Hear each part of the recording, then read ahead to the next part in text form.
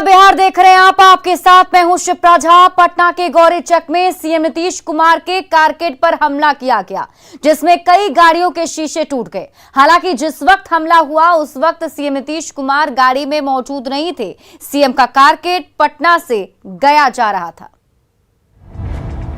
CM Nitish के carcade पर पथराव। टोटल प्रशासन की गाड़ी है। टोटल पथराव में गाड़ियों के शीशे टूटे। गाड़ी में मौजूद नहीं थे सीएम नीतीश। हंगामा, तोड़फोड़ और पथराव को देखिए। जिन गाड़ियों पर ये हमला हुआ है वो कोई आम गाड़ियां नहीं, बल्कि बिहार के मुख्यमंत्री नीतीश कुमार के कारकेड की गाड़ियां हैं। तस्वीरें पटना के गौरीचक के सोहगी मोहल्ले की है। भीड़ के पथराव से कई गाड़ियों के शीशे टूट गए। अच्छी बात ये रही कि उस समय मुख्यमंत्री नीतीश कुमार गाड़ी में मौजूद नहीं थे। दरअसल सीएम नीतीश सोमवार को गया जाने वाले हैं। इसी को लेकर उनका कारकेड गया की तरफ जा रहा था। इसी दौरान गाड़ियों पर पथराव शुरू हो गया। कुछ लोगों ने तोड़फोड़ शुरू कर दी। तस्वीरों में आप देख सकते हैं कि एक गाड़ी जिसमें जैमर और दूसरे में कई उपकरण लगे हैं, उसमें कुछ लोग तोड़फोड़ कर रहे हैं।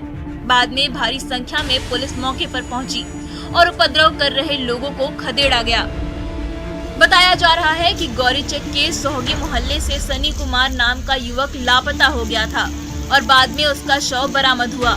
इसी को लेकर लोग सड़क पर आगजनी कर प्रदर्शन कर रहे थे। उसी दौरान सीएम का कारकेड वहां पहुंचा तो लोगों ने पथराव शुरू कर दिया और 4 गाड़ियों के शीशे तोड़ दिए। सनी कुमार 7 अगस्त को अपने दोस्तों के साथ गंगा स्नान के लिए घर से निकला था, जिसके बाद वापस नहीं लौटा। परिजनों ने गौरीचक थाने में एफआईआर भी दर्ज कराई थी। अब जबकि रविवार को सनी का शव बरामद हुआ, तब परिजनों ने पुलिस पर लापरवाही का आरोप लगाते हुए हंगामा शुरू कर दिया। पुलिस हमला करने वालों की पहचान कर रही है। न्यूज़ 18 के लिए पटना से संजय कुमार और शैलेंद्र मनोज की रिपोर्ट। और इसी बीच पटना से बड़ी खबर सामने आ रही है। 1 घंटे में लूट की 3 वारदात हुई है। 3 लोगों से लूटपाट की गई है। हथियार के बल पर अपराधियों ने लूटपाट की। एम्स दीघा एलिवेटेड रोड की घटना है, जहां एक बाइक सवार से लूटपाट की गई। 2 यात्रियों से भी लूट की गई है। थाना विवाद में खगौल पुलिस उलझी हुई है और रुपसपुर थाना और खगौल पुलिस थाना के बीच में अभी ये मामला उलझा हुआ है। रोहतास में संदिग्ध स्थिति में एक व्यक्ति की मौत हो गई। परिजनों के मुताबिक शराब पीने से उसकी मौत हुई है। मृतक का नाम श्रवण राम है। मृतक के बेटे के मुताबिक शराब पीने से मौत हुई। इसकी खबर मिलने पर विक्रमगंज के एसडीपी और डीएसपी जयश्री गांव पहुंचे और छानबीन शुरू कर दी है। बताया जा रहा है कि 2 लोगों की तबीयत खराब है, जो छुपकर इलाज करा रहे हैं। मृतक के बेटे ने पुलिस को लिखित आवेदन दिया है कि उसके पिता की शराब पीने से मौत हुई है, जिसके बाद जांच की जा रही है। शराब पीने की वजह से मौत हुई है। उसी का पोस्टमार्टम के लिए हम लोग यहाँ आए हैं और जो भी शराब के कारोबार में शामिल लोग हैं उनके खिलाफ हमने एफआईआर के लिए भी आवेदन दिया है काराकाट थाना में। और प्रशासन समझेगी। अगर प्रशासन यहाँ से नहीं देखेगी, प्रशासन अगर हमारी एफआईआर को दर्ज नहीं करेगी तो उसके बाद हम फिर कोर्ट की शरण लेंगे। नालंदा से एक बेहद ही परेशान करने वाली खबर सामने आई है, जहां बेखौफ बदमाश खुलेआम सड़क पर लात घूंसे बरसा रहे हैं। इन्हें ना तो पुलिस का डर है, ना ही कानून की परवाह है। बदमाश आते जाते लोगों और कैमरे के बावजूद सड़क पर गुंडागर्दी करते नजर आ रहे हैं। इतना ही नहीं, बदमाश युवक को सड़क पर घसीटते हुए ले जाते हैं। हालांकि मारपीट की वजह अब तक साफ नहीं हो पाई है और ना ही कोई मामला दर्ज कराया गया है। पुलिस का कहना है कि उन्हें इस बारे में कोई जानकारी नहीं है। लेकिन तस्वीरें आप देखिए, यहां पर किस तरीके से एक युवक को मारा पीटा जा रहा है, उसे घसीटा जा रहा है।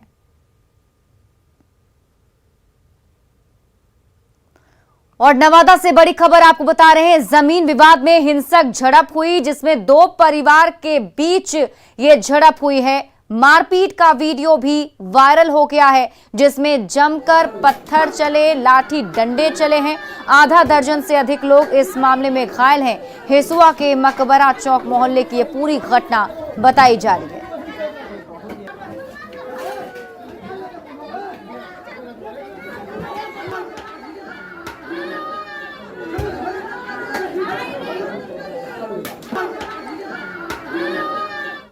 इधर नालंदा में भी दो गुटों के बीच मारपीट और फायरिंग का वीडियो वायरल हो रहा है। वीडियो परवलपुर थाना के अलीपुर डीह गांव का है।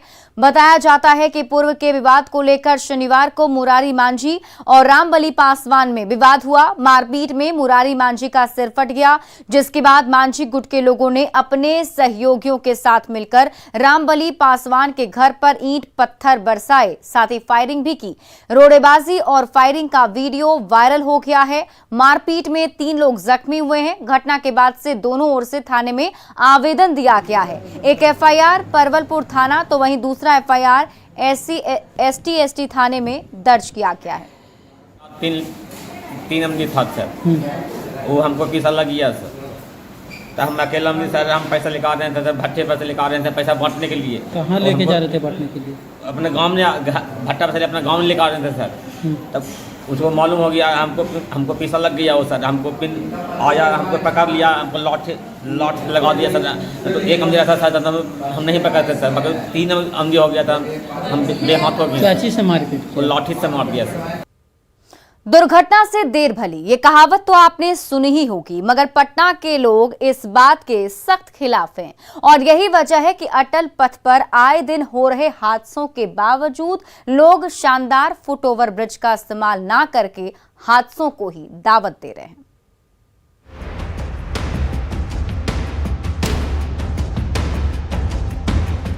ये तस्वीर पटना के अटल पथ की है, जहां सरकार ने लोगों की सुरक्षा के मद्देनजर सड़क के दोनों तरफ लोहे की बैरिकेडिंग कराई। ये शानदार फुटओवर ब्रिज बनवाया ताकि लोग जहां तहां से सड़क पार ना करें, सड़क हादसे ना हो। पर ये लोग हैं कि मानने को तैयार ही नहीं। अपनी ही सुरक्षा के लिए बनाए गए बैरिकेडिंग वाले लोहे को काट कर लोग बेधड़क सड़क पार कर रहे हैं। जब उनसे न्यूज़ 18 ने सवाल किया तो जवाब ऐसे मिले कि आप सुनकर हैरान रह जाएंगे।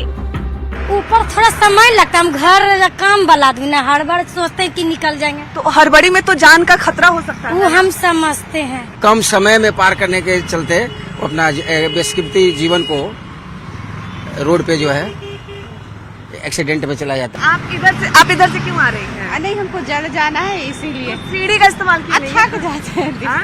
ये देखिए इस रास्ते को लोग कैसे इस्तेमाल करते हैं, कैसे लोहे के एंगल को काट चुके हैं और ऐसे ये लोग इस रास्ते का इस्तेमाल करते हैं पार करके, और जो दुर्घटनाएं हैं उसे ये लोग आमंत्रण देते हैं। सुरक्षा के लिए बनाए गए फुटओवर ब्रिज को लोगों ने सेल्फी पॉइंट बना दिया है और इसका इस्तेमाल मौज मस्ती के लिए करते हैं और सड़क पार करने के लिए अपनी जान पर खेलते हैं। आज ऊपर क्यों मिल रहे हैं? आज ऊपर फोटो खिंचवा रहे हैं। नीचे से क्यों जाते हैं? नीचे से क्यों? जल्दी जाना रहता, क्लास ना रहता। ब्रिज फोटो खिंचवाने के लिए बनाया है सरकार ने। तो सरकार फोटो खिंचवाने के लिए, हाँ, एंजॉय करने के लिए बनाया गया है, इसलिए आप लोग एंजॉय करने यहाँ आए। नहीं, कभी कभी आते हैं लोग, अक्सर देख लेते तो लगता होगा डेली आते होंगे।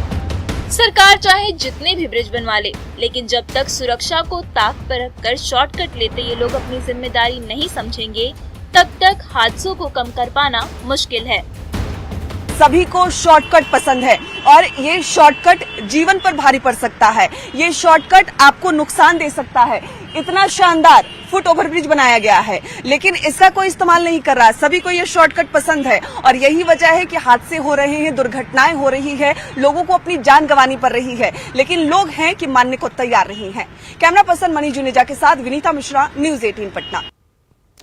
मंत्रियों को तेजस्वी की नसीहत का असर दिखने लगा है। तेजस्वी से मिलने के लिए आने वाले लोग उन्हें किताब और कलम भेंट कर रहे हैं। तेजस्वी यादव ने कहा है कि संतुष्टि और खुशी है कि मिलने वाले भेंट स्वरूप अब गुलदस्ता के स्थान पर किताब कलम लेकर आ रहे हैं।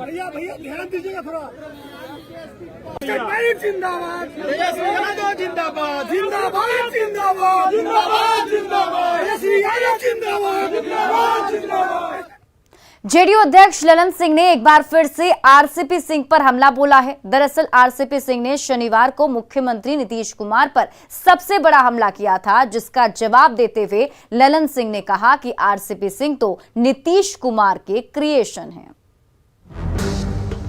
नाम मांगा जो प्रधानमंत्री जी को पता है, मुख्यमंत्री जी को नाम किसी का नहीं। बातों में ही विरोधाभास है। जेडीयू से अलग होने के बाद से ही आरसीपी सिंह और जेडीयू नेताओं के बीच जुबानी जंग चल रही है, जो अब चरम पर पहुंच चुकी है। शनिवार को आरसीपी सिंह ने नीतीश कुमार पर सबसे बड़ा हमला बोला था, जिसका जवाब जेडीयू के राष्ट्रीय अध्यक्ष ललन सिंह ने उसी अंदाज में दिया। नाम मांगा था प्रधानमंत्री जी ने, पता है मुख्यमंत्री जी को, नाम किसी का नहीं दिया। काहे नहीं दिए? इनको लगा कोई मुख्यमंत्री बन जाएगा, मंत्री बन जाएगा तो मेरे बराबर हो जाएगा। ईर्ष्या जलन डाकर आप उनके राजनीति में, आप उनके उसको क्या कहते हैं, क्रिएशन है। आपको राजनीति में पैर हाथ पकड़ के उन्होंने लाया। वो आदमी को कह रहे हैं कि डाह डाह, अरे वो कहा डाह करेंगे, कहां आपका, कहां राजा भोज।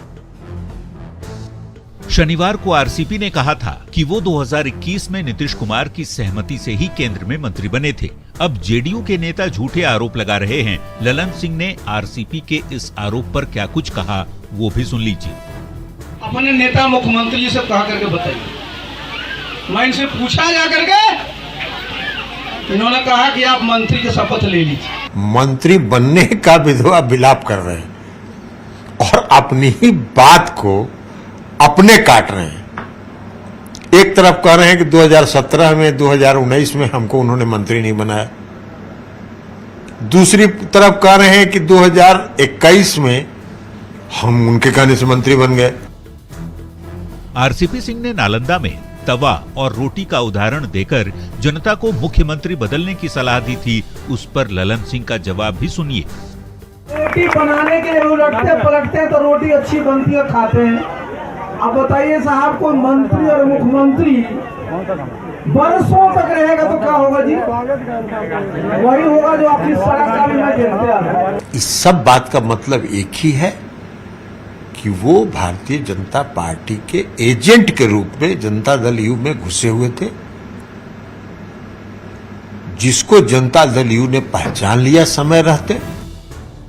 जेडीयू ने आरसीपी सिंह को ही मुद्दा बनाकर एनडीए से नाता तोड़ा था। यही वजह है कि आरसीपी सिंह और जेडीयू के बीच जो जुबानी जंग चलने शुरू हुए तो वो और भी ज्यादा तीखे होते जा रहे हैं। न्यूज़ 18 के लिए पटना से आनंद अमृतराज की रिपोर्ट। पूर्व डिप्टी सीएम और बीजेपी सांसद सुशील मोदी ने बिहार के कृषि मंत्री और आरजेडी नेता सुधाकर सिंह पर गंभीर आरोप लगाए हैं। उन्होंने कहा कि सुधाकर सिंह पर गबन के आरोप हैं और वो इसके लिए जेल भी जा चुके हैं। नीतीश कुमार ने एनडीए से अलग होकर बिहार में महागठबंधन की सरकार तो बना ली, लेकिन मंत्रिमंडल विस्तार के दिन से मंत्रियों पर जो आरोप लगने शुरू हुए वो आज तक जारी है। ताजा आरोप कृषि मंत्री सुधाकर सिंह पर है। बीजेपी सांसद सुशील मोदी ने कृषि मंत्री पर चावल घोटाले का आरोप लगाते हुए सुधाकर सिंह से 8 सवाल पूछे हैं। सवाल नंबर 1, आप पर गबन का मुकदमा दर्ज है या नहीं? सवाल नंबर 2, गबन के आरोप में आप जेल में रहे या नहीं? सवाल नंबर 3, एफआईआर रद्द कराने के लिए हाईकोर्ट में याचिका दी या नहीं? सवाल नंबर 4, कोर्ट ने आपकी याचिका खारिज की थी या नहीं? सवाल नंबर 5, क्या जिला जज ने आपकी अग्रिम जमानत याचिका को खारिज नहीं किया था? सवाल नंबर 6, ये सच नहीं है कि 60 लाख जमा करने पर आपको बेल मिला था? सवाल नंबर 7, बिहार सरकार का आप पर ब्याज सहित 12 करोड़ रुपए बकाया है या नहीं? और सवाल नंबर 8, क्या ये सच नहीं है कि सुप्रीम कोर्ट ने बकाया राशि पर आपको कोई राहत नहीं दी? तो माननीय मंत्री नीतीश कुमार को चुनौती देकर कह रहे हैं कि नीतीश कुमार की नीति गलत थी चावल मिलों के संबंध में और वे उसे बदलवाएंगे। मैं केवल ये जानना चाहता हूं कि क्या नीतीश कुमार लालू प्रसाद एवं जगदानंद सिंह के दबाव में अपनी नीति में बदलाव कर क्या सुधाकर सिंह को राहत देंगे? सुशील मोदी के सवालों पर सुधाकर सिंह ने सफाई दी। कहा, ये आरोप ईर्ष्यावश लगाए जा रहे हैं। आश्चर्यजनक है, यह आरोप 2013 से है और विवाद का विषय 2022 से बनाया जा रहा है।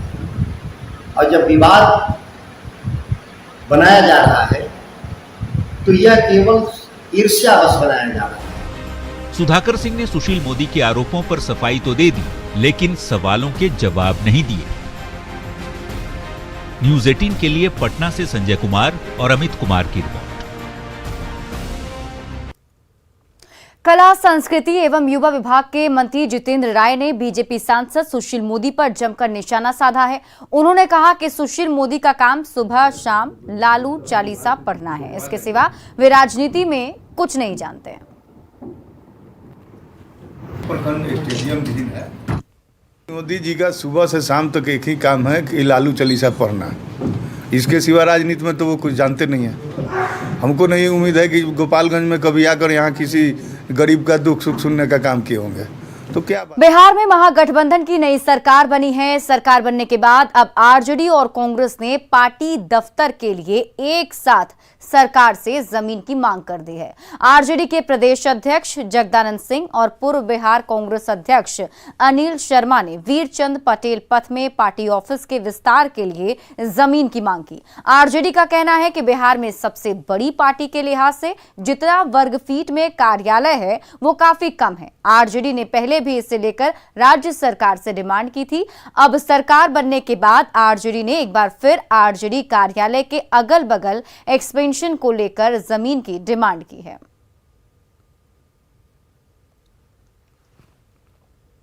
हमारा मांग है बिहार के वर्तमान मुख्यमंत्री श्री नीतीश कुमार जी से कि जिस तरह से और सभी राजनीतिक पार्टियों को वीरचंद पटेल पथ पर कार्यालय के लिए स्थान दिया गया है, भवन दिया गया है, उसी तरह से कांग्रेस पार्टी को भी वीरचंद पटेल पथ पर भवन आवंटित किया जाए ताकि कांग्रेस भी सुचारू रूप से अपना कार्यालय वहां चलाए। राष्ट्रीय जनता दल बिहार की सबसे बड़ी पार्टी है, तो पहले भी ये पत्र लिख करके हमारे आदरणीय प्रदेश अध्यक्ष जी ने मांग किया था पार्टी की ओर से कि चूँकि परेशानी होती है, इसके विस्तारीकरण के लिए जो बगल का जगह है उसे दिया जाए। तो सबसे बड़ी पार्टी होने के बावजूद सबसे कम जगह राष्ट्रीय जनता दल के प्रदेश कार्यालय के लिए मिला हुआ है। तो ये मांग तो आज भी हम लोगों की है। अब ठीक है कि हम सरकार में आए हैं तो इस पर सरकार विचार करेगी। पार्टी दफ्तर के विकास को लेकर वीरचंद पटेल मार्ग पर आरजेडी और कांग्रेस की जमीन की मांग पर बीजेपी ने तंज कसा है। आने से कार्यालय बदलने से चाल चरित्र चेहरा नहीं बदल जाता। जो नीति संस्कृति और प्रवृत्ति राजद और कांग्रेस का है, घोटालों का या अपराध का, वो बदलने वाली नहीं है। चाहे वो कार्यालय एक नहीं अनेकों बदल ले। भागलपुर के अभिषेक शानू एशिया कप में दुबई से भारत पाकिस्तान क्रिकेट मैच की कमेंट्री करेंगे। ये पहला मौका होगा जब अभिषेक सीधे स्टेडियम के कमेंट्री बॉक्स के से आवाज का जादू बिखेरेंगे। नारायणपुर प्रखंड के भ्रमरपुर गांव के रहने वाले युवक इससे पहले स्टूडियो में बैठकर कमेंट्री करते थे। नारायण सबसे कम उम्र के अंतर्राष्ट्रीय कमेंटेटर होंगे। वो सभी 13 मैचों में कमेंट्री करेंगे। शानू ने गली क्रिकेट से कमेंट्री की शुरुआत की थी और एक एक कदम बढ़ाते हुए वे अंतर्राष्ट्रीय स्तर तक पहुंच चुके हैं। कप की कमेंट्री करने तो जा रहे हैं, ये बहुत बड़ी बात है, लेकिन सबसे ज़्यादा बड़ा मोमेंट जो हमारे पूरे लाइफ के लिए रहेगा वो इंडिया पाकिस्तान मैच की कमेंट्री हम स्टेडियम के कमेंट्री बॉक्स में बैठ करके करेंगे। ये हमारे लिए बहुत बड़ी बात और सारे प्रदेशवासियों भारतवासियों के लिए बहुत बड़ी बात रहेगी। शुरुआत कहाँ से हुई? शुरुआत देखिए अंगिका कप भागलपुर, ये सैंडीज कंपाउंड जो सारे भागलपुर वासी जानते हैं, वहाँ से जब ईशान किशन, सौरभ तिवारी, ये सब लोग हमारे साथ मौजूद थे, वहीं से मैंने क्रिकेट कमेंट्री की जर्नी को शौकिया के तौर पे नहीं बल्कि प्रोफेशनल चुन के मान के इसे आगे बढ़ाना चाहा। और फिलहाल इस बुलेटिन में अभी के लिए बस इतना ही, लेकिन न्यूज 18 बिहार झारखंड पर खबरों का सिलसिला लगातार जारी है।